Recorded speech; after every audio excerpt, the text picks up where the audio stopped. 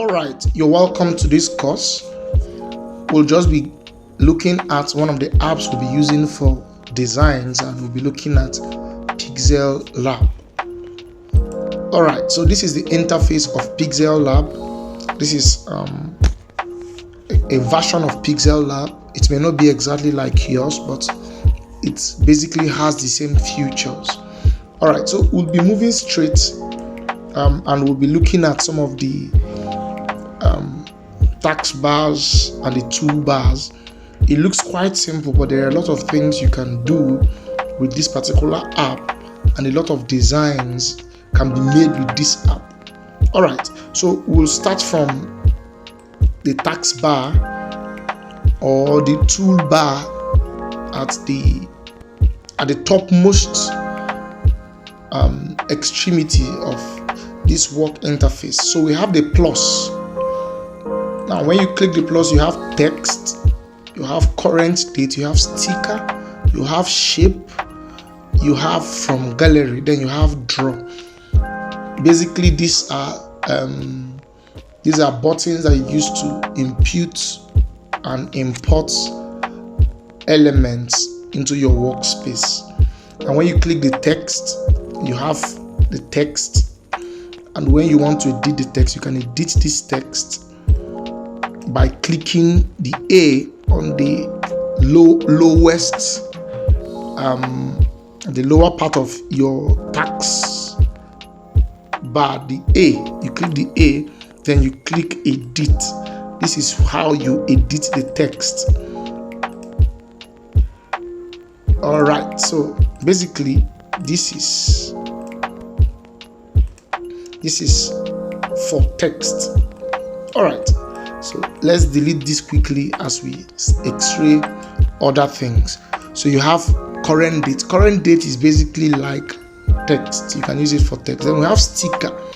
Sticker is used to bring in this blur, though you can select these other stickers down here, but we don't use them mostly. This is a feature that probably you would learn, and you learn when you get advanced in this particular course. But this is sticker, and when you import it, to make it stay, you go ahead, import shape, you cancel it, okay, then the sticker will stay, or the blur will stay, and then you can now use it for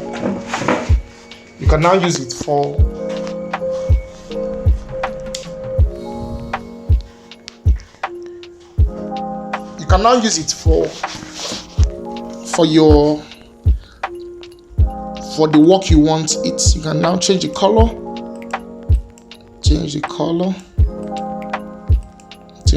then use it. That's not what we came to learn, so we're going to delete it. All right, so we have from gallery. This is basically where you get, okay, you have shape before from gallery. So shape is basically where you get different kinds of shapes. All right, and then from gallery is getting images and elements from your gallery. So you click it like this one now, and you have this particular image.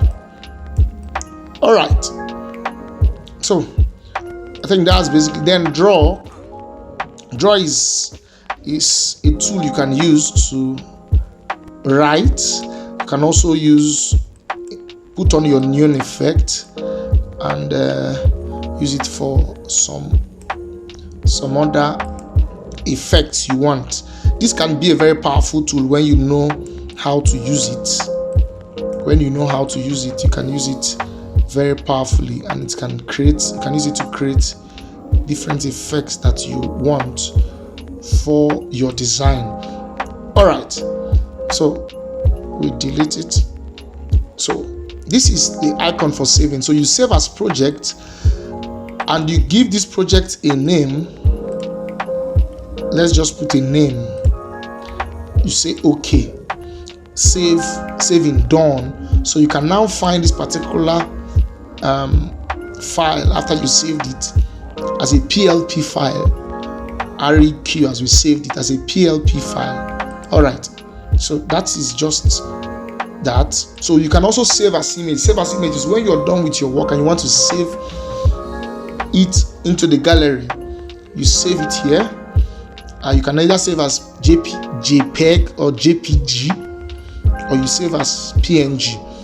All right, I'll explain this later, probably not in this class, and how to save high quality images.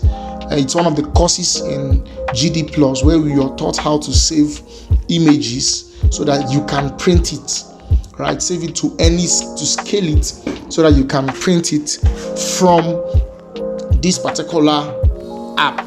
So you can use this app to save, to do jobs and print it, and it will come out very, very sharp. All right, so that's just that about that. So this is just basically the same thing with the save icon. All right, so this is for quotes. Then this now is where you can also import. Now this is like a secondary route for some of the icons we've talked of, right? But there are some very special things you may need to note here, like image size. When you click image size, you can choose the kind of image size you want, and then you can also check the width and the height. All right, we're going to teach this in the advanced class. The intricacies is much here because on Pixellab you're saving in px, that is pixels, not in millimeter or in inches. So you need to also learn how to size your work so that it will be used for different projects. So basically this is tutorial, remove ads, then you have recover auto save. Now when you're designing and probably you leave the page, if you click this recover auto save, now it will just show you the auto saves that are available. That's the most recent auto saves, and then you can now click the auto save that you want, but it doesn't have a very long memory.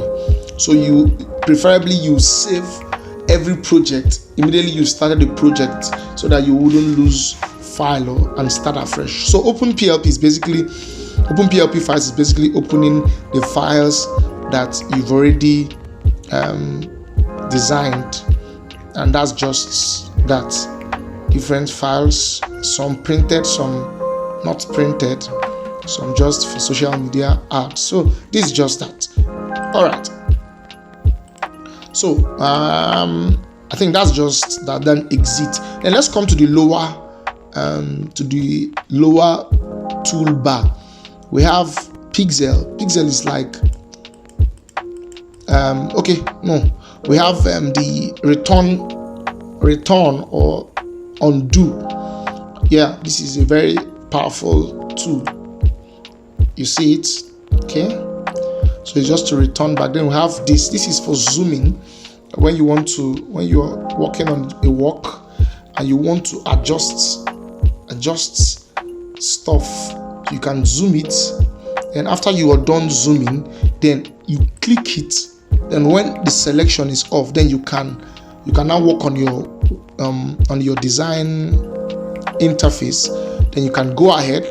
When you're done with that, you click it again, then you return it, and then it returns to its original size. All right, so this is a very important tool. This tool now is a very important tool. It's the grid tool. It's a very important tool, and we'll still teach about how to use the grid. This is just preamble to these applications. So how you add grid and then use grid. Grid is basically used to align your work on your workspace so that everything will be well arranged. So grid will help you to keep everything in a very good arrangement. Right. All right. So this is your layers, your work layer. So this is a very important part of this design space. So if you want, after you've put all your elements will be in layers. You can put off a layer, like I put off this, and you can put on a layer. You can lock a layer, and you can unlock a layer. You can delete a layer from here. All right, and that is just that. And then this is one of the tools where you see this. You can adjust this layer. You can adjust the color. You can bring it to front. You can take it to back, and then you can duplicate it. This is also part of, like, if I want to duplicate this now, I click this. It duplicates that particular tool or that particular element. Sorry. So that's just that for that particular tool. All right, let's move quickly down because we want to just do this as quick as possible. So we have stickers already. You know of these stickers. We've talked about it. This is like a secondary route to getting the sticker. But if you click good now, it will disappear. So I taught previously how to make it to stay. All right, so this is imports. So you can use this also to bring in images. All right, so this is it. This is also a secondary tool. This is a secondary tool. All right. Okay, this is secondary tool. So we have the draw, the same thing. We have the shape. We have the Bezier tool. I'm going to teach you the Bezier tool probably in the main class. Yes, the Bezier tool is a very powerful tool, and people who know how to use it can use it for a lot of manipulation. So the Bezier tool is a very important tool. Okay, so we have the arrow. We have the arrow tool, and then you can adjust your arrows, adjust the shape of the arrows, adjust the color of the arrows, adjust different things about the arrows. Arrows can actually be one of your very good elements when you use it well, but you don't just put arrows anyhow. All right. So quickly, let's just look at the lowest toolbar here. So we have this. Have my project. This is just another link or a secondary route to your files. All right. So we have, these are different default templates. Now they are not in every. This one is special for this particular Pixellab that I'm using. All right, so this is for your text, everything text manipulation, text adjustments. You want to copy the text, you want to bring the text to the front, you want to position the text, and the rest. You want to change the color of the text. Okay, you want to change the texture. You want to add texture to the text. You want to adjust the font. So basically, this is where everything as regards the text is adjusted. All right. So I'll teach more on this, and this definitely you know how to use this. So that will just be that. We have the curve tool. Curve tool is also a very good tool if you know how to use it well. So we have the shadow and different text effects that you can add up. All right. So we have this other tool. We've looked at this previously, but this is for elements from gallery and elements that are apart from text elements. On some applications, you may call it a bitmapped element. This is how you, like, if I use this text now and I want to convert this text to like an external element and to manipulate it like an external element, I'll just double it. I'll copy it now, and when I copy it, I'll merge it. Immediately I merge it. This is just like transformation from a text to an object. So it now becomes, it's no more, I can no more manipulate it from here because it's no more a text, right? This is the only place I can manipulate it because it's now in code, bitmapped. All right, so that's basically that. Okay, so this is also for the background. This is, you can change the color of the background. You can change it to transparent. You can also adjust the image size. Okay, this is also another secondary tool, a secondary route to that end from gallery. But this from gallery will bring in your work from the gallery, but you will not be able to manipulate it. All right, so that's basically then from camera. And this is the last tool. This is basically for the background. Now for this particular element, okay, let's put a color to this, to the background. Okay, let's leave it at this. Then this particular tool is used to adjust the background. That's the main background. But if you import an element, it will not affect it. All right, so this is just basically what you may need to know about some of the tools on Pixellab.